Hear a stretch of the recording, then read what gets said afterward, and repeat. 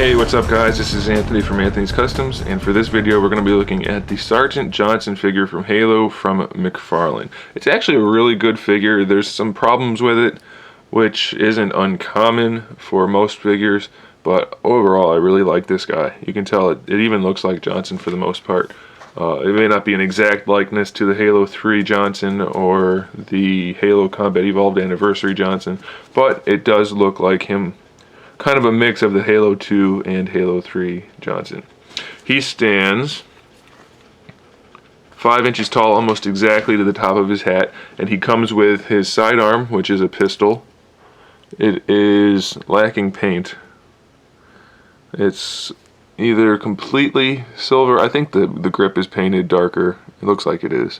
Very, very close to the same gunmetal though. And the peg is permanent, so it's not the best version of the pistol, but since you're going to just leave it pegged into his hip, it will definitely suffice. He also comes with a trip mine, which was featured in Halo 3. It's actually made quite well. The painting's good, the sculpt is good. And he comes with his Spartan laser, which is from Halo 3, of course, in his famous last moments. It's also done very well. Great details, nice metallic paint. Looks awesome, and he holds it pretty well. As you can see, his trigger finger's on the trigger, thumb and fingers are everywhere they're supposed to be. The detailing on him isn't perfect if you look at his hat. Now maybe mine's a defect, I don't know, but it's not quite right in there. So it could be better, but it still looks pretty good. As you can see, the face is painted really well, and it is a really nice looking figure. As far as articulation goes, the head is on a ball joint. Pretty good range of motion side to side. Front and back's pretty good, and of course the swivel. So really good range of motion in the neck. The shoulders are on, it's kind of a weird joint. It's like a ball disc, but it's more of a swivel for the shoulder, and then the arm just moves around on the side of it. It's a bicep swivel also. Then there is an elbow pivot. This one's really loose. Doesn't bother me too much because I can still get it around to the laser enough, or just set it down to his side, put it like in his pocket or something, and he's fine. So it's not bad, but I don't know if that's a common error or not, but it can be fixed if I wanted to also. Then there's a swivel in the forearm, which is hidden by that black strap, so that's pretty cool. And then there is a hinge for each wrist. Good sculpt work throughout, decent paint work throughout. Good enough. At first glance you won't notice any particular errors, so that's fine with me.